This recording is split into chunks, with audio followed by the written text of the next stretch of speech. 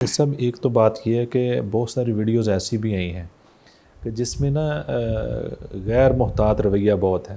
مثلاً وہ وین جو بچیوں والی جی اسی طرح ایک وہ ٹرالی والا واقعہ، پھر موٹر سائیکل والے بہت سارے. یعنی ایسے حالات میں احتیاط کو لازم، یہ ولا تلقوا بایدیکم الی التہلکہ میں نہیں آتا. بالکل صحیح، سب ایسے ہی ہے. اس میں دیکھیں میں نے جیسے پہلے بھی عرض کیا ہے کہ ہم لوگوں نے اس کو مذاق بنا دیا.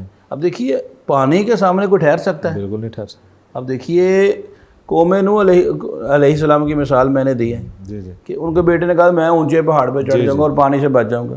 مجھے بتائیں پانی پہاڑوں کی چوٹیوں تک پہنچ گیا. بالکل ایسا. جب اللہ کا فیصلہ آتا ہے تو اللہ کے فیصلے کے سامنے کھڑے ہونے کی طاقت کسی میں نہیں.